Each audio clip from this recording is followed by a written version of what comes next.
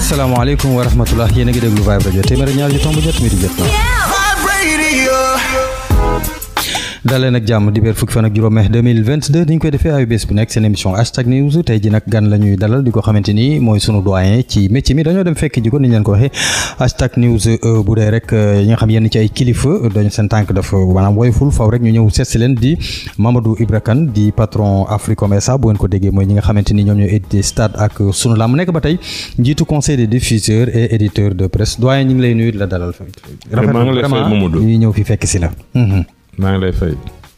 ak moom incha allah dinañ ñëw ci jafe-jafe yi nga xamante ni sunu métier mi ña ngi koy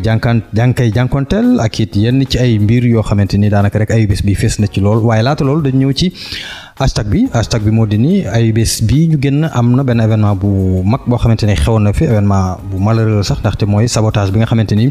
amoon na rek ci train express régional bi ci wetti forêt classée bu Mbao ñu gis directeur agence bu promotion des investissements et des grands travaux APEX Mountaga Sy moom nee na loolu wàllu criminel la ba noppi bëgg nag askanu sénégalais ñu conscientiser wu nekk ay citoyens yu baax a baax ngir bañ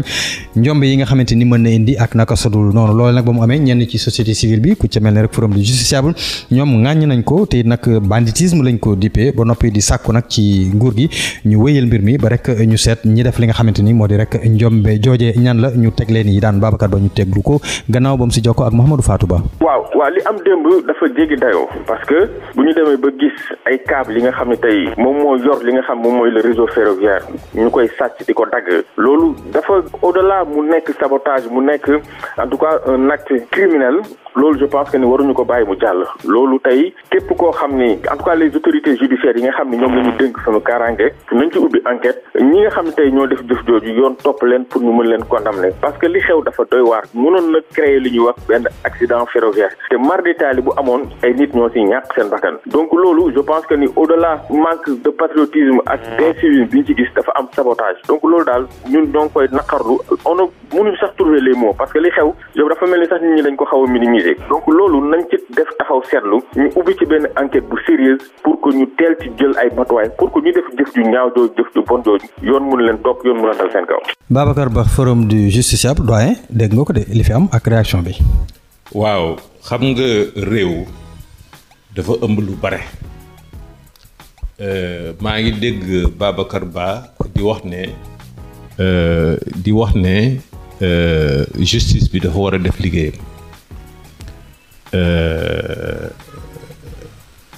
xam nga justice nañu waxante dëgg fii ci Sénégal nekkul justice bu dox normalement. déet waay. kooku du man rek maa ko wax contribuable yi citoyens sénégalais ñu ngi jànkonteel ay problèmes yu bare ak justice bi loolu lu muy wone mooy réew béréb boo munti jël dégg nga il faut que béréb boobu méngoo ak suñu constitution ak suñu loi et règlement tey du man rek maa ko wax dafa am corruption bu nga xam ne suñu institution yu bare dañu gangréné par la corruption jamono yi ñu génn ñu ngi waxi hôpitaux yi boo demee douane corruption bi baa ngi ne gàññ léegi nit ñi làqatuñoo sax boo xoolee circulation bi dégg nga di ngay gis malheureusement dégg nga ñuy boxam dégg nga pour ñi def infraction dégg nga ñu bañ a am problème souvent bu mu duggee ci oto li may jëkk a jaaxal mooy le nombre de voitures sans immatriculation te ñuy daw donc yooyu yëpp dafay wane ne que dëkk bi dafa bari ay problème moo tax il faut que ñun ñëpp sénégalais yëpp citoyen sénégalais bi xeex pour ñu am un état de droit parce que amaguñu état de droit embryon état de droit la ñu am ñun ñoo tane ñu bare dégg nga comme ni koy tubaab bi di waxee au pays des aveugles les borgnes sont rois mais ñun dañu bare problème donc pour que suñu institution yi mën a fonctionner il faut que ñu régler problème yooyu maintenant matière bi c'est un instrument de développement. TER bi Ndakaaru ku ko xam ak embouteillage yi fi am pour dem ak dikk bi TER bi vraiment c'est un outil formidable mais TER bi dañu war a fexe ba ñu bañ ko mun a attaquer waaw parce que dégg naa xaw ma ban la ci intervenant yi. non du DG APIX ñi nga xam ne ñoo yore. waaw ñoo yore exploitation bi ñu ne am nañu ay images dégg nga oui TER bi dañ ko war a sécuriser pour mu am ay caméras de surveillance TER bi dañ ko war a sécuriser ba nu ñuy defaree sax pour l'accessibilité des câbles parce que câbles yi ñu ngi koy sàcc fépp. éclairage public bi câbles yi fa nekkoon yépp gars yi dañ koy sàcc boo demee Thiès. La voie de contournement là pour nga bañ a jaar ci biir Thiès mais éclairage bu fa nekkoon yëpp gars yi sàcc nañu câble yi et cet éclairage là n'est plus fonctionnel donc dafa am booy def ay énergie solaire même ci biir tool yi dégg nga gars yi dañuy ñëw sàcc panneaux yi sàcc les câbles donc loolu bu ñuy def benn investissement bu toll ni 1500 milliards dégg naa sax passé na ko mais dañu war a def ay moyens pour sécuriser ko vraiment lii ñu ngi koy ñaawlu suñu tardement la ñun mooy comme bu amee grève ñuy toj les bus de Dakar Dem Dikk suñu xaalis la ñun nous les citoyens donc il faut que ñu comprendre ne que le bien public suñu bien la ñun ñëpp du bien xam nga Macky Sall du bien ministre wala du bien député suñu xaalis moo indi investissement boobu. gannaaw ni ko déjà APIX bi daal di waxee ñu bari gis ko nee ñu câble yooyu ñu dagg mënoon na jur njombe joo xamante ni day doon sax ci accident ñaanu ko yàlla mara di yem si yu nu mel xalaatoon ni à part déjà APIX nguur gi ci boppam jour boobu waroon na addu parce que bu nekkoon dans un beneen réew defe naa noonu lay war a demee parce que. le moyen boo xamante ni li muy transporter par jour kenn xamu ko des milliers et des milliers lu mel ni am juste déjà APIX ñëw wax ni way après dinañ plainte contre X muy am fa comme ça. non c'est-à-dire que mooy li may wax rek xam nga état de droit gis nga bu doon yeneen réew bu fekkee ne njaaxum am na foofu état de droit kon mun na am le ministre de tutelle même dégg nga day am sa responsabilité pénale. dégg nga ñoom naka la ñu mën a defaree investissement bu 1500 milliards mënuñu sax sécuriser dégg nga implantation wu xawma TER bi c'est-à-dire que du APIX rek moo war a porter plainte état du Sénégal moom moo war a porter plainte parce que njaaxum bi su fa amoon mais mun na am ay dizaines ay centaines de morts lay am dégg nga te loolu xaalis bu nga xam ne dañ ko ci investir xaalis boobu mais mënoon na jëriñ du bare ci yeneen fànn donc ñu koy pasare noonu loolu aussi une responsabilité pénale daf ci war a am pour les dirigeants dégg nga non pas que man xawma ministre laa dénk naa ko APIX ak yooyu déedéet xaalisu contribuable sénégalais te xaalisu contribuable nag vraiment dañ ko war a sàmm sécuriser ko. acca ba léegi rek mu di seen émission Hashtag News di ci dal rek Mamadou Ibra Kane ñu wax beneen xew-xew boo xamante ni àllarba ci guddi àllarba yëpp sax ak ci guddi lëmbe woon na fii mu di rek wàllu parrainage yi ñu gis ni coow li bari woon na waaye liñ ci gën a jàpp moo di déception yu bari am na ci yenn fu ñu ko foogewul woon nag nga mën a jàngatee surtout au sein de Yewwi Askan Wi. bon xam nga processus politique bu Sénégal dafa complexe bu événement mars bu 2020 c'est ça xam nga dikkee dëkk bi. dafa ëlbatiku waaw 21 la donc daaw rek la quoi. daaw en fait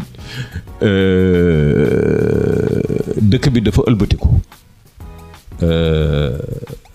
li nga xam ne moo nekkoon rapport de force politique mu ngi mel ni dafa ëlbatiku. tey parti opposition yi comprendre nañ ne am nañu chance daan le parti au pouvoir mais politique nu mu lalu Sénégal mooy naka laay def man ba accéder au pouvoir dégg nga te loolu dina ma jaral lu nekk boo xoolee dans la plupart des listes am na ñenn ñi nga xam ne jox ñu leen telle position dégg nga ñu daal di kii rek daal di gedd dégg nga am na ñeneen ñi nga xam ne dañ leen fàtte dégg nga ñoom tamit ñu daal di gedd di def ay bruit ak yooyu c'est-à-dire que politique nu mu laloo fii ci Sénégal moo normalul te politicien ci yoon mooy liggéey bu gën a ingrat parce que da ngay nekk au service de ton pays da ngay nekk au service des citoyens mais ñun fii politique nag hommes politiques yi d'ailleurs qui sont les hommes les plus riches au Sénégal dégg nga kooku vraiment entendement mënu ko jàpp nit ki parce que da ngay politique rek yow yaa ëppale xaalis les industriels les agro-industriels ñi nga xam ne am nañu ñoom ñoo jël seen xaalis seen temps investir ko ci benn activité donc loolu mooy wane ne que réew mi dégg nga war nañ ko xoolaat muy élection yi muy élection comme yeneen donc problème boobu mooy problème d'abord fii Sénégal ñun ñii Sénégalais ñun ñii citoyens ñun ñi nga xam ne ñun ñooy voté ñun ñoo war a mun a ràññee pour que suñu politiciens yi delluwaat ci li nga xam ne moom mooy orthodoxie pour comme ni ma waxoon ci njëlbeen état de droit bi pour boo comme les députés scandinaves là bu ñu juumee wala les ministres bu ñu juumee utiliser seen carte bancaire bu nga xam ne état bee leen ko jox dégg nga automatiquement dañuy démissionner mais ñun fii ay milliards ak milliards la ñuy sàcc te dara du leen ci fekk waaw donc loolu il faut que ñu seetaat ko fii ci Sénégal li nga wax loolu sax parce que am na rapport bu génnaat mais rapport yi man du ma ci taxaw ndaxte liñ ci dégg ci loxo bi moom moo ëpp moo tax man du ma ci taxaw ñu dugg nag ci li nga xam ne moo waral cooli mu di crise du papier bi keroog waxoon nañ ci en milieu de semaine mais ngir mu yaatu sax moo tax ma ñëw fekk ci la ñu gis ni ñu ngi koy dégg ndem jamono yëpp ñu ngi koy dégg ndem keroog sax am na loo ma ci waxoon mais li ma la njëkk laaj mooy yow mi nga xamante ni yor nga imprimerie macha allah ba noppi di tirer stade ak sunu lamb soxla nga ko bu baax a baax ndax d'abord Mamadou Ibra Kane vous en tant que patron Africom boobu noonu ndax crise papier bi impacté na la. waaw crise papier bi impacté na ma parce que éditeur la comme ni nga ko waxee stade ak suñu làmb ensuite damay imprimer 20 des 29 quotidiens du Sénégal donc suñu imprimerie chaque jour mooy imprimer ces quotidiens là. Crise papier bi impacté nañu depuis 3 ans parce que dafa amoon une raréfaction du produit au niveau international mooy bu fabricant wu papier yi daal di jël ay papier yi nga xam ne moom moo leen di lu mu indi ci xaalis boo jëlee papier bu mel ni carton boo jëlee papier bu nga xam ne moom la ñu defee emballage mu ëpp xaalis que papier journal c'est pour la presse dégg nga parce que mooy papier bu gën a néew ci àddina loolu moo tax industriel yi daal di ko xaw a du muuyu ñaareel bi Chine bu amee problème bu duggee ci marché international rek dégg nga day yokk prix ñetteel bi mu am la Covid bi mu amee usines yu bare daal di tëj dégg nga ñeenteel bi mooy jamono yi ñuy dund dëkk bi nga xam ne mooy Russie dégg nga boo nga xam ne moom mooy assurer ñun suñu approvisionnement en papier à hauteur de 80%, 20% yi ci des mu nekk le Canada Russie dafa am embargo bu nga xam ne pays occidentaux yi ñoo ko teg dégg nga donc ñun bien que ñun féetewuñu boor ci biir conflit bi entre la Russie et l'Ukraine mais nous sommes victimes de la position des occidentaux tey ñun bu ñu amoon suñuy bateau dégg nga ay bateau africain ay bateau sénégalais ñu mun a jëli marchandise Union soviétique ex-Union soviétique kon ñun du ñu yéeg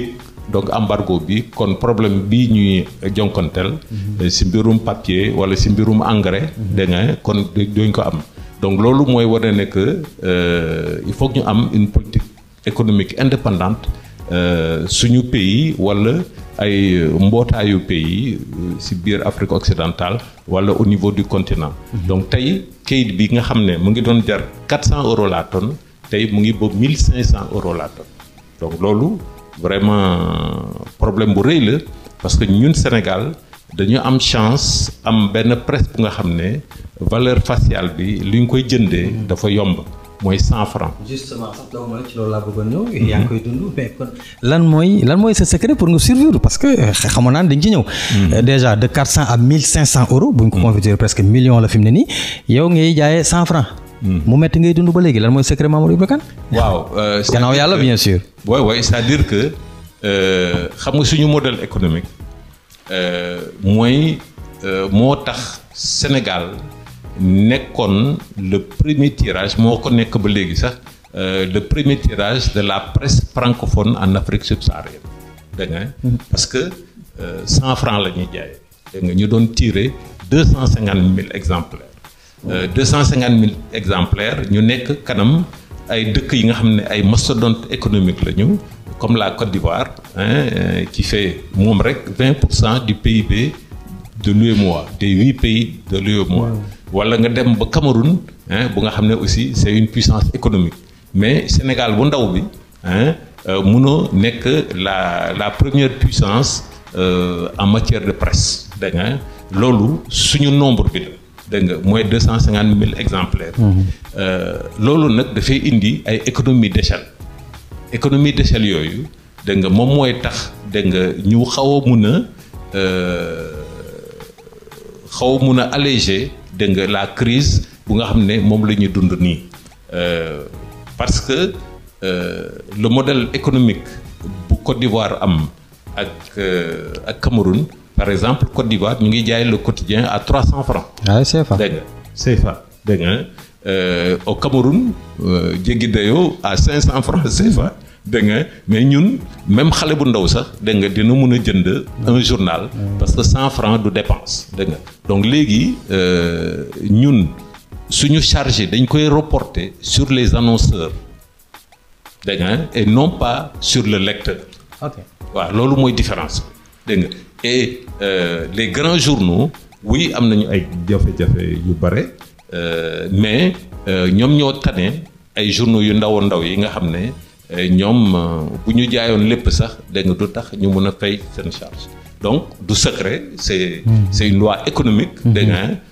avec un grand tirage on fait des économies d'échelle. mais ak lii nii yëpp defe naa nag Mamadou fi mu ne nii xanaa yaa ngi xalaat nag ni digital bi même boo niwul tiital na la sax yaa ngi xalaat ci nag jéem a changer tuuti def ko digital un tout petit peu wala. pas que maa ngi xalaat changer tuuti comme ni nga koy waxee. changer bu baax a baax. ok c'est-à-dire que xam nga nit dafa am situation bu muy jànkonteel situation bi moo koy imposer ba mu changer dégg nga tey jamono dafa dox dégg nga ba xam digital bi moom mooy yor mbir mi dégg nga te digital bi dina permettre non seulement ñu am presse bu nga xam ne Sénégal lay law mais presse bi nga xam ne dina law dans le monde entier dégg nga et loolu c'est extrêmement important pour que médias sénégalais yi état bi dimbali ko dégg nga dimbali leen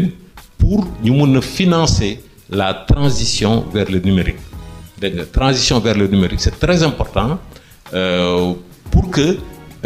suñu entreprise de presse yi nga xam ne du ci biir Sénégal rek la ñuy yuuxu dégg nga mais ñuy yuuxu dans le monde entier man mi nekk dans le domaine du sport suñu baat en tant que premier quotidien sénégalais de sport dégg nga suñu baat Sénégal rek la yem mais boo xoolee France tey ñu ngi jaay Karim Benzema dégg nga pour di wane ne que moom mooy le meilleur joueur du monde dégg nga alors que ñun am nañu Sadio Mané mais Sadio Mané les médias sénégalais les médias africains dégg nga seen baat dégg nga disons dafa kawewul dans le monde tey bu fekkoon ne ñu ngi on une certaine présence dans le net dégg nga ñu mën a toucher opinion publique mondiale bi dégg nga kon dina ëpp chance dégg nga pour ñu mën a jaay Sadio Mané pour ñu mun ko consacrer comme ballon d'or en 2022. kon bu ma la déggee mooy mbëbëtu Mamadou Ibra Kane moo di ni stade sunu lamb bientôt da ngay def tak pour am li nga soxla yëpp. Ah oui, c'est-à-dire que cette mutation là réalité bi moo ñu ko imposer bu ñu ko deful kon dañuy dee. Ah c'est parce que les charges aujourd'hui pour nga defar un journal dégg nga moo ëpp les charges yi nga xam ne moom ngay def pour la télé. maa ngi négocier actuellement avec le CNRA et l'État du Sénégal pour la diffusion sur la TNT mu ngi nar a dikkee 1 million. waaw 1 million par mois. dégg nga les charges pour impression journal bu si gën a ndaw 5 millions lay fay. ah ouais là c'est plus ouais. ok yeneen charges nag ñoo ko bokk les charges de reportage les charges de locaux. mais côté coût. waaw. les salaires et cetera loolu yëpp ñoo ko bokk. mais fii moo gën a vraiment. mais pour la diffusion dégg nga une diffusion bu nga xam ne Dakar la ëpp dégg nga nekkul dans tout le Sénégal. les grandes villes rek dégg nga yaa ngi fay 5 millions plus les charges de distribution. dégg nga donc léegi il faut que ñun ñu xool naka la ñu defee cette mutation là. pour ñu mun a nekk télé pour ñu mun a nekk site internet pour ñu mun a nekk rajo dégg nga ba pare am un marché boo xam ne du marché Sénégal rek mais c'est un marché mondial. macha allah non loolu moom vraiment xam naa ni ñun dañ la ciy jàppale bu baax a baax et puis di ñaan. mu antu parce que li tax ma wax mooy c'est que sénégalais ci boppam ñoo bëgg sport dañu bëgg sport trop te yéen defe naa yéen a fii benn quotidien bi nga xamante ni yéen a fi def surtout lamb après naa ci ñëw ci bu saison bi tëjee nag ngeen dund ak yooyu mu nekk mbir mu am solo yaa ngi wax léegi wàllu jàppandal sànq ba léegi état bi set mais état bi pourtant mi ngi jàppale presse bi de am na jàppale gum ci daan def yenn ci ay naatango di wax naan patron de presse yi li ñuy wax laay wax dañ koy jëndee ay oto takkee ko jabar mais léegi dafa mel ni mbir yi changé na am na neneen nu ñuy jàpp fond d'aide bi dafa changé moom bëggoon nga ñëwal ma déjà ci fond d'aide bu bees bi nan la demee ak naka la ñu def ba am ci. waaw xam nga yaa ngi def yenn affirmation yi nga xam ne xaw na ma jaaxal ñun si suma gis-gis man en tant qu'individu en tant que chef d'entreprise pas en tant que président du patronat de la presse suma gis-gis man mooy état bi dimbaliwul de presse bi dimbaliwul ko ni mu ko war a dimbale ba jamono bi ñuy wax ni dafa am li nga xam ne la subvention pour la mission de service public bu nga xam ne te presse bi daf koy def. dégg nga mu ngi dooree depuis la loi 96/04. mu nekkoon ay montants dérisoires de 40 millions. ba tey mu ngi 700 millions. te su ma juumul sax information bi nga xam ne jot naa ko depuis samedi dinañ ko doubler waat dégg nga comme nañ ko doubler woon dans le cadre de la Covid bi. c'est important ñu comprendre ne du xaalis bi nga xam ne chef d'entreprise yi lañ koy jox xaalis bi nga xam ne entreprise bi lañ koy jox c'est important c'est-à-dire que. boo waxee ne ñenn ñi dañ koy takkee jabar wala jënd ci oto dégg nga loolu c'est un crime contre la République. aywa ma ñëw c'est un crime contre la République mu di seen émission hashtag news di ci dara rek Mamadou Ibra Kane ñu fekk ci ko fii ci bureau tey jii dibéer fukki fan ak juróom ci weeru mai atum 2022 Babacar ñu dem ñëwaat. hashtag news sur Vibe Radio. The best radio station on Vibe Radio. Vibe Radio téeméer ak ñaar yu tomb ñett seen émission hashtag news di ci dalal rek Mamadou Ibra Kane sànq bi ñuy taxaw yaa ngi doon wax naan nga ni loolu c'est un crime contre la République n'est-ce pas. waaw xam nga état du Sénégal bu joxee xaalis kenn dafa am ay fànn yu leer bu tax ñu jox ko xaalis boobu ba pare dañu war a wax opinion bi wax sénégalais yi ne. Mamadou jox nañ ko nangam ci xaalis lii ak lii moo tax ñu jox kooku mooy argent public dégg nga du xaalis bu nga xam ne poche u Macky Sall la jógee wala Marième Fall Sall wala xawma le ministre de l'économie et des finances et cetera dégg nga kooku seen xaalis la ñoom ku mu neex ñu jox leen ko mais bu dee xaalis réew mi dafa am ay fànn yu leer yi nga xam ne moom le problème mooy ci mbirum presse xaalis bi nga xam ne dañ ko daan jox ay entreprise de presse daawuloon jaar yoon parce que loi bi nga xam ne moo fi nekkoon loi 96/04 dafa limoon ay critères yi nga xam ne moom la ñu war a distribuer cette aide à la presse te ba pare mu ne saa yi ñu distribuer dañu war a joxe def un arrêté de répartition ne Mademba ak Massamba lañ ko jox dégg nga loolu yëpp Sénégal benn ministre de la communication moo ko fi mus a respecté mooy Bamba Dièye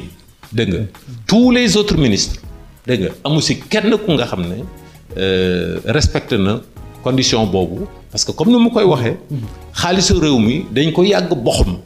dégg nga ba pare dara du leen si fekk argent public bi il faut ñu koy saytu bu baax maintenant lu tax ñu war a dimbali la presse boo jëlee Sénégal suñu population bi c'est une population analphabète à 54%. Ce sont les statistiques officielles. Ok? Maintenant am nañu chance am presse bu nga xam ne bu dul presse folklore bu dul presse taasu ak fecc dégg nga presse bu nga xam ne dina mun a jottali citoyen bi la bonne information presse bu nga xam ne dafay participer ci développement économique et social donc loolu moo tax pour ñu mun a am un raccourci en attendant ñu def la formation de notre jeunesse dégg nga ñu def la professionnalisation de notre jeunesse te presse bi dina la ne mun nga aar sa bopp contre le choléra bu fekkee da ngay raxas sa loxo mun na la aar contre le paludisme bu fekkee ne les conditions de développement des larves là mun nañ ko maîtriser mun nga aar sa bopp contre le coronavirus boo solee masque booy raxas sa loxo ak yooyu et cetera man jamono bi mu nekkee xale rajo Sénégal dafa daan am ay émissions comme Armée et Nation dégg nga bu nga xam ne dañu daan vulgariser la culture civique dégg nga am na ay émissions yu nga xam ne dañ daan yee nos paysans dégg nga ne leen par exemple les bonnes pratiques agricoles lii la ak lii la ak lii la ak lii la donc waaw voilà diisoo ak nappkat yi diisoo ak sàmbakat yi et cetera donc émission yooyu yu bare dañ ko soxla dégg nga léegi nag ñun ñii les journalistes et les techniciens des médias ñun ñoo war a xam comment rendre cette information attractive dégg nga information bu nekk elle est attractive ak noo ko présenter rek dégg nga donc loolu moo waral gouvernement Sénégal amagul moyen def la scolarisation à 100% def alphabétisation à 100% mais suñu médias yi nekk fii actuellement te bare nañ ci car dégg nga am nañu ay télé yu bare am nañu ay rajo yu bare y compris les radios communautaires dégg nga am nañu presse bu bare d'ailleurs sax bu jéggi dayoo parce que 29 quotidiens au Sénégal vraiment da ngay waaru donc que presse boobu ñi nga xam ne ñu ngi liggéey dégg nga ñi nga xam ne dinañ respecter yenn critères yi et tous les critères y compris du point de vue du contrat des travailleurs et techniciens des médias du point de vue de la couverture médicale cotisation sociale ak yooyu et cetera dégg nga presse bi nga xam ne mu ngi respecté yooyu pour que ñu mun ko jox ay moyens ñu yombalal ko te mbir mi parce que ñoom ñooy participer ci développement économique et social du Sénégal. loolu nga wax daf may laal man mi nekk Vibe Radio saa yu ma ko seqee ak yow dinaa laaj problème bi parce que fonds d'aide boobu ñuy wax fonds d'appui sax et développement lañ ko dippee léegi de la presse te sax bu ma juumee nga jubanti ma defe naa dépôt yi démarré nañ ko depuis le 25 avril te dañ koy wéyal ba le 31 mai incha allah kaw Vibe Radio bi nga xamante ni dañ ko considéré comme rajo étrangère ñun mënuñ ci accéder et pourtant on s'acquitte comme li nga wax noonu dañuy fay IPRES dañuy fay impôt surtout les impôts dañuy fay caisse sécurité et sociale Amadou. vous dama la interpeller en tant que patron. bon sànq posé nga ma question moo xam ne tontuwuma si. entièrement. mais dinaa. demal ci boobu après ñëw ci biir nga wax ni. xam nga réew loi moo koy vraiment man dama koy répéter tout le temps ok toute société de droit sénégalais bu nga xam ne dafa investir dans le secteur de la presse am na droit prétendre à la subvention de la rémunération de la mission de service public muy Viber muy keneen. ok yéen vous êtes une société de droit sénégalais peut-être ngeen nekk filiale. et loolu sax yaakaar naa ne droit sénégalais permettre ko pour ngeen nekk filiale. ok d'une société étrangère. dès lors que vous êtes une société sénégalaise dégg nga am ngeen ci droit maintenant nag comme affaire bi dafa yàgg nekk boxam. dégg nga loolu moo tax ñu mel ni yéen dégg nga yéen a ngi def liggéey buy n'importe quelle autre société. de média xaw ma entreprise de presse di def dégg nga et pourtant on ne vous donne pas. ci kaw lan. donc loolu mooy wane ne que dina ma permettre justement ma attaquer l'aspect de la question bi nga njëkk a posé. mu am un fonds d'appui et de développement. effectivement. fonds d'appui et de développement de la presse temps au ministre Abdoulaye Diop en janvier 2010 le patronat de la presse bokkoon naa ci délégation boobu jamono boobu suñu président moo nekkoon donc Madiambal Diagne. ok ñu déposé un rapport pour la création d'un fonds d'appui et de développement de la presse du Sénégal. En 2010 janvier 2010. dégg nga Abdoulaye Diop moo nekkoon le ministre de l'économie et des finances. parce que presse c'est un secteur très particulier marchandise dañuy jaay sa rajo bi da ngay jaay marchandise man suma journaux yi damay jaay marchandise télévision day jaay marchandise mais du n'importe quelle marchandise c'est pas comme ku nga xam ne day defar mburu même bu fekkee ne xam mburu c'est un produit social ok donc dañu war a fexe pour te produit boobu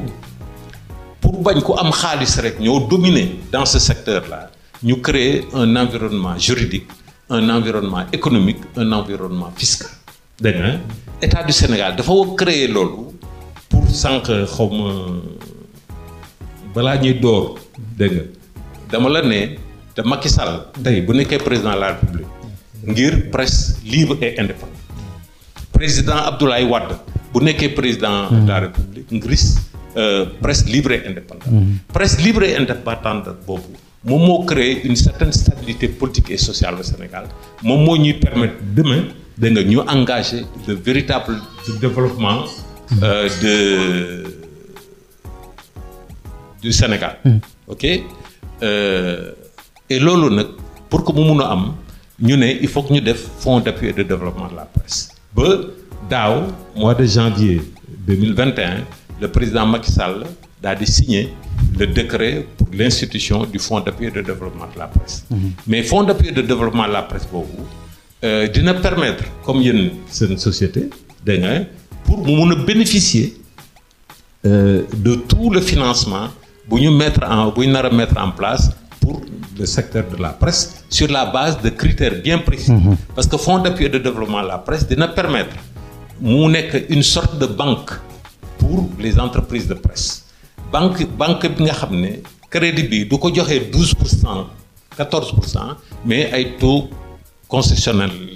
lay nekk. dégg nga taux bi nga xam ne moom la ñuy utiliser par exemple 5% pour l'agriculture 5% pour le logement social et cetera parce que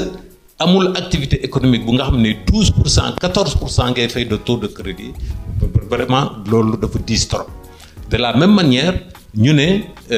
dañuy bonifier les crédits comme aujourd'hui dans le cadre du FONSTAB pour l'élevage ñu ne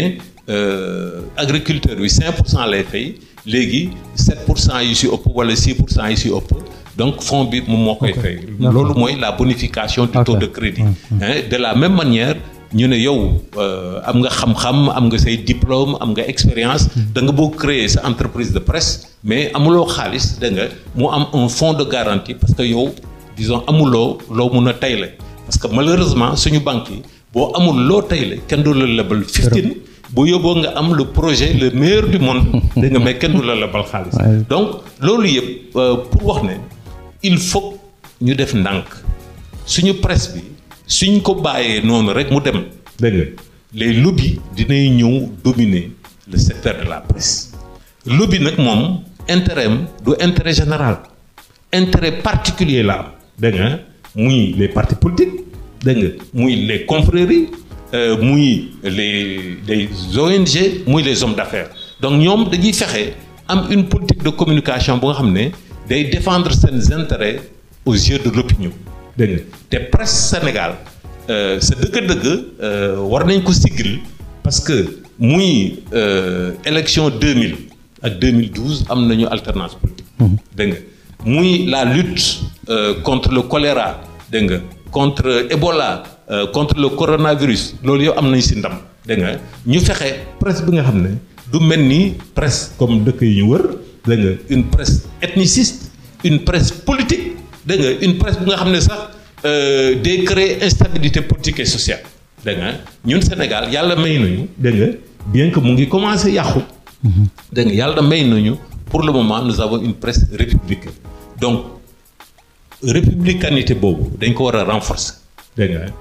c'est pas parce que man maay président de la République am na journaliste bu nga xam ne chaque fois daf may def ay critiques chaque fois mooy poser ay questions yi nga xam ne daf may indisposé kooku dama ko war a xeex déedéet dégg nga moom day def liggéey mais dans le respect de la loi journaliste amul droit saaga dégg nga amul droit far d'un point de vue politique loolaa tax ma ne journaliste buy far au niveau politique rek il n'est plus journaliste waaw parce que journaliste il est là pour les citoyens journaliste yi moom ci boppam c'est un citoyen jour bu muy voter oui il a le droit d'aller voter et il doit voter dégg nga mais du ma def mukk la propagande de leneen li nga xam ne amul njëriñ pas sénégalais. waaw yaa ko wax coow loolu moo di journaliste yi doon def politique boo ko waxloon sax duma ci ñëw mais gis nañ ni ren moom dañ ñu signe fan ñun presse bi non mais dama ne Sénégal boo buggee am xaalis dégg nga dama def politique xam nga loolu réew bu tolloo foofu rek vraiment dafa garaaw dégg nga am na ay hommes d'affaires yu très sérieux am na ay agriculteurs ay yi nga xam ne ay jàmbaar lañ am na ay jigéen yi nga xam ne ay jàmbaar lañ ñoom dañuy xeex dégg nga pour yokkal Sénégal ñun suñu politiciens yi dañuy tardé Sénégal et malheureusement parce que ñu ngi ci dëkk bu nga xam ne analphabétisme dafa fi bare donc moo tax man damay ne la plus grande révolution te loolu presse bi mun na ci contribuer mooy la révolution du savoir xam-xam moo yor àddina ñu ngi au 21e siècle c'est le 3e millénaire ku amul xam-xam ngaaka ngay nekk te ngaaka nag moom mun nañ ko dugal ci ay soos yu nekk dégg nga te njaaxum rek lañ siy génn di kàddu yi Mamadou Ibra Kane ñu des ba léegi ci wàllu tasum xibaar laata ñu dem ci leneen jamono yi passé déggoon nañ la fi jafe-jafe boo xamante ni amoon nga ko ak maay jégalu ko doon liggéeyal ba am maanaam daal yoon dugg ci ak it ñoomin seen ba sax nga ne woon da ngay bàyyi njiitu SEDEPS après say naatango ñu ngi ko seqal ñaan la njëkk nga dellu si waat mbir moom nan la demee. waaw xam nga du mu dugg si détail bi. waaye dama am ay employés yu ma am yëpp dañu am contrat employés yu ma am yëpp dañuy respecter seen cotisation sociale respecter seen couverture médicale léegi nag am na ay employés yi nga xam ne bu ñu amul comportement bu ñu war a am. mais damay obligé tàggatoo ak ñoom. dégg nga loolu moo ma dal ci kenn ci suma employé. kooku xam ne bu ma attaqué du point de vue de la loi du mun am gain de cause léegi mu provoqué ma ñëw suma biir bureau. fii nii dégg nga waaw mu provoqué ma suma biir bureau ne mu enregistré ma. ne dama ko saaga dégg nga te saaga bi fils de ok maanaam daal mooy li wolof li Njaay di wax c'est pas doomaram ok donc mu daal di porter plainte ñu condamné ma à 1 mois de prison ferme c'est-à-dire ma war a dem kaso dëggantaan ok loolu nag jaaxal ma parce que Sénégal nga wax nit doomaram dégg nga ñu yóbbale ci kaso ça vraiment c'est un problème waaw ñaareel bi nit ku nga xam ne mu ngi ci yow ak yeneen travailleur entreprise bi yëpp musuñu am problème mu salaire amuñu problème cotisation sociale. dégg nga loolu yëpp nga ne dañ koy niilal dégg nga parce que nit ki dafa wax daf ko wax doomaraam. ñetteel bi loi wu Sénégal moo tere nga enregistré nit te amuloo accord am déjà loolu rek action bi elle est irrecevable donc ma yaakaar ne nag dafa am leneen lu làqu ci ginnaaw dañu bëgg jéem nañu lu nekk jéem contre donc Mamadou Ibra Kane mënuñu ko ñu ne kon mën nañ ko jaarale fi lu tax ma démissionné suma poste de président du patronat de la presse parce que man suma fonds de commerce mooy intégrité morale absolue amuluma kenn fiftin dégg nga du ma waxal nit lu bon dégg nga man suma der bu taxee dégg nga il faut ma setal ko balaa may mun a dellu si biir nit ñi donc si laa ne les patrons de presse yéen a ma wóolu woon mais il faut que ma dellu leen ma dellu si yéen pour baalu leen ngeen baal ma dégg nga ba ma am temps setal sama der mun dellu si léegi nag patron de presse yi à l'unanimité ne non ñoom duñ ko nangu yow yaay suñu jiit continuel nekk suñu jiit problème mu Sénégal mun naam du man rek mun naam parce que maa ngi ci presse suma cas dafay fës mun naam ci biir entreprise yi am na ay sénégalais yi nga xam ne ñu ngi jànkonteel même problème dañu war a fexe fii Sénégal ñu bàyyi nit ki mu wax lu mu xalaat ñu bàyyi nit ki jëf même bu fekkee ne man d'accord ma ak lu muy wax dégg nga ma bàyyi ko mu mën ko wax loolu mooy avancé loo Sénégal Senghor bi nga xam ne dama ko contre daan na wax ne Sénégal dëkku dialogue la effectivement amul problème àddina bi nga xam ne mënuñu ko discuter dégg nga loolu mooy permettre suñu jeunes yi suñu jigéen yi suñu paa yi suñu maire yi dégg nga ñu mun a contribuer ci Sénégal donc loolu presse libre et indépendante moo ko mun parce que man loolu mooy suma xeex contribution presse ci développement Sénégal. ok wax nga léegi presse libre et indépendante moom ngay xeex waaye dafa mel ni Sénégal bu ñuy sukkandiku ci classement Reporters sans frontières bi nga xam ne génn na moom yéeme na ndaxte ñu ngi jógee ci 49 en 2021 ñëw ba ci 73e place si 180 pays selon yow ñoom am na lu ñu génnee cela est dû à quoi. non mais c'est très simple yow fekkee nga fi les événements de mars 2021 dégg nga ñuy bund xatal les journalistes et les techniciens des médias ñuy toj seen caméra di leen di dóor liif mais kooku ban dëkk la man ñaanoonu ma Sénégal mu nekk dëkk boobu gis nga fi dégg nga fi ñu ne dañu couper signal des médias fàtte naa sax ñaata yoon en 3 ans dégg nga muy mel ni des médias te Bougane Gueye Dany c'est un homme d'affaires Bougane Gueye Dany c'est un chef d'entreprise Bougane Gueye Dany c'est un homme politique mais affaire am la dégg nga tant que mu ngi respecter la loi c'est pas parce que suba bu jot dafay critiquer Macky que amul droit à la parole na critiquer Macky tey na ko critiquer ëllëg na ko critiquer ginnaaw ëllëg dégg nga les Sénégalais bu leen lu leen di buggaan di wax bu leen soofee mais am nañu fi yeneen rajo ak yeneen télé dégg nga sànq boobu wax naa ko maa ngi koy répété waat bu du woon presse libre et indépendante la presse plurielle Macky Sall du bu sa falu de président de la République le président Abdoulaye Wade la même chose dégg nga loolu moo jig Sénégal nañu bàyyi Sénégalais ñu wax lu ñu xalaat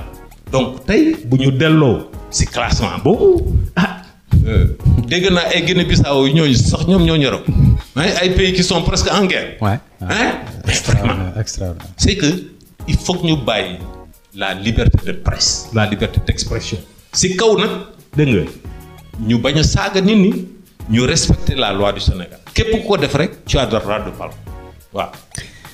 am na solo dinañ du ma jeexal nag du ma ñëw ci ñaari quotidiens yi nga xamante ni ñun moom la ñuy tijjee suñu revue des titres tous les jours ñun sport la ñu démarrer contrairement aux autres stade record sunu lamb donc stade ñun dañ koy jënd ba pare def revue des titres voilà donc ñu ngi jàpp ci combat bi merci beaucoup. ñu wax ci ñaar yooyu nga xamante ni moo di stade ak sunu lamb mais bu événement sportif amul naka ngeen di fonctionner Mamadou naka ngeen koy lijjante comme ni ko gars yi di waxee parce que événement sportif dafa am benn période. non du ñu lijjanti dara. lijjanti wuñu dara dañuy nettali li am. waxin la quoi waay. comme ni ma la ko waxee journaliste lecteur bi moo ko yónni citoyen bi moo ko yónni ñun ñooy bëtu citoyen bi lecteur bi ñun ñooy tànku lecteur bi ñun ñooy nopp lecteur bi donc lépp lu xew dans un domaine X comme par exemple comme yaa ngi koy wax ci domaine sport dégg nga dañuy jottali information aux citoyens aux lecteurs donc te sport dafa nekk activité bu nga xam ne amul app fii Sénégal am nañu ñeenti championnats nationaux Ligue 1 Ligue 2 National 1 National 2 am nañu foot féminin dégg nga D1 D2 dégg nga am nañu championnats régionaux dégg nga nawetaan bi bu ñëwee nawetaan bu nga xam ne day commencer juillet août dem ba mois de mars dégg nga am nañu yeneen xaw ma discipline yi. y a la matière quoi. Y a vraiment de la matière. La matière par rapport aux compétitions elles-mêmes. Mais aussi dégg nga par rapport aux acteurs dégg nga sénégalais yi bëgg nañu xam naka la Sadio Mané nekkee Sadio Mané bëgg nañu xam jamono bu njëkk ba xam nga Ami Mbacké Thiam. lu mu def ba nekk champion du monde. en athlétisme sur 400 mètres. pas mal de choses. te bëgg nañu xam ñan ñooy tàggat suñu jeunesse bi bu bëgg nañu xam naka la suñu jeune filles yi wala suñu dames yi dégg nga naka la ñuy fexe malgré les pesanteurs sociales naka la ñuy def ba def sport dégg nga naka la Ndiaga Samb bu nga xam ne mooy champion Sénégal au jeu de dames dégg nga daal di doon ku ñu wooyee Baba Sy le seul champion du monde comme africain. C'est bien nga cité ko sax pour ñi ñuy déglu quoi parce que des fois il se pose cette question. si non mais c'est-à-dire que dafa bare lu tax Sénégal waaw ñu ngi rafetlu stade Diamniadio stade Maître Abdoulaye Wade mais lu tax mënuñu am dégg nga un stade départemental dans les 46 départements maintenant du Sénégal. lu tax mënuñu am ay aires de jeu dégg nga au niveau de chaque commune dégg nga loolu yëpp si sport la bokk. dégg nga man maa ngi ñaan yàlla parce que man temps bi ma nekkee xale population Dakar disons parewuloon amoon nañu ay infrastructures mais infrastructures yooyu léegi doyatul dégg nga tey il faut une politique d'infrastructure pour ñu mun a permettre la pratique du sport de masse. Parce que sport, oui, c'est un loisir. Oui, sport, maintenant, c'est devenu un business. Mais sport aussi, pour la santé publique, c'est fondamental. Si nous mairies, si nous pays, au lieu que nous toog ces grands places, xale yi di toog devant les télévisions, dégg nga ñu daal di dem def activité physique. si benn infrastructure sportive bu ndaw rek bu nga xam ne quartier bi la. dégg nga loolu c'est fondamental. sport ak yeneen activité yooyu yëpp moo tax sànq may wax ne il faut que ñun sénégalais ñu mun a fexe ñu construire un état de droit boobu moom mooy tax ñu mun a jël en charge lépp lu nga xam ne suñu réew soxla na ko ba pare ñu def ko ci jàmm la paix parce que sans jàmm dara n'est possible. waaw question bu mujj jóge nañ ci Coupe d'Afrique jëm ci Coupe du Monde naka la ko stade laay waxe di waajale ñu ngi koy waajal comme nu ñu mës a waajal stade mooy journal bi nga xam ne vraiment buy doon xaw ma tabb les journalistes sportifs dans un pays xaw ma normal kon dañuy décorer lu tax ma wax loolu amul depuis stade bu mu amee ba léegi amul match équipe nationale bu nga xam ne joué nañ ko ci àddina bi muy aux Amériques joué nañ fi Amérique latine. joué nañ fi États-Unis joué nañ fi Asie dégg nga et bien entendu Europe et dans tous les autres pays africains stade dafay mës a teew. waaw donc loolu suñu fonds de commerce la woon ñun mooy suñu fonds de commerce parce que ñun équipe nationale moom mooy la principale attraction au niveau du football dégg nga sans compter bien entendu le spectacle des championnats européens donc moo tax coupe du monde bi mujj bi dégg nga moom la njëkk a fekkee ci coupe du monde muy 2018 en Russie dégg nga on avait 5 journalistes et 2 photographes. dégg nga léegi nag comme ñu ngi dem à celle du Qatar comme ni ma la ko waxee sànq en off. dégg nga dañu bëgg a def une télévision. def une radio dégg nga def un site internet donc certainement suñu délégation bi. dina gën a takku waaw. ci kàttanu borom bi vraiment ñu lay ñaanal doyen projet boobu franchement mu daal di antu ba jur loo xamante ni sax dina weesu sa njortu temps bi nag moo ñu xoj de émission bi jeex na. waaw c'est-à-dire que xam nga maa ngi rafetlu suñu entretien bi ak Vibe ñun journalistes yi on ne parle pas de nos problèmes dañu bare problème nag. problème rek lañ. te suñu problème yooyu. buñ ko réglé wul réew mi lay dal. donc moo tax dañu war a toog mais yow lii ngay def baaxul lii ngay wax ni dafa méngoowul ak éthique wala ñu ne état bi yéen ñii ngeen di financer dégg nga te tegu leen ko fenn dégg nga dañ ko war a dénoncer dégg nga suñu formation dégg nga dañu war a fexe pour mu dépasser fii parce que àddina léegi dafa complexe ba nga xam ne ñun dañu soxla ay compétences dañu soxla suñu journalistes yi ñu ànd ak jamono. effectivement dégg nga donc bref quoi dañu bare problème dégg nga te suñu problème yi mooy problème réew mi tamit dégg nga pour réew mi mun ñu dimbali pour ñu mun a régler le problème yooyu pour continuer di servir le Sénégal et l'Afrique. doyen ñu ngi lay jaajëfal mu doon seen émission hashtag news Mamadou Fall Babacar Kane danañ ko dégtal dibéer fukki fan ak juróom mai 2022 Mamadou Ibra Kane lañ ci doon dalal di njiitu Africom SA bi nga xam ne ñoo génnee stade ak sunu lamb nekk ba tey njiitu conseil des diffuseurs et éditeurs de presse leen jox dig daje incha allah ay bés bi ñu dëgmal gannaaw Vibe Radio point sn application beeg tuuti teew nañ wéy leen di ànd ak ñun ci Facebook Twitter Instagram suñu chaîne YouTube ak si bouquet Canal Plus numéro 557 14 incha allah Milki ak it Anta daañu ñu ko dégtal ci YouTube n'est-ce pas. Hashtag News sur Vibe Radio. The best radio station on Vibe Radio.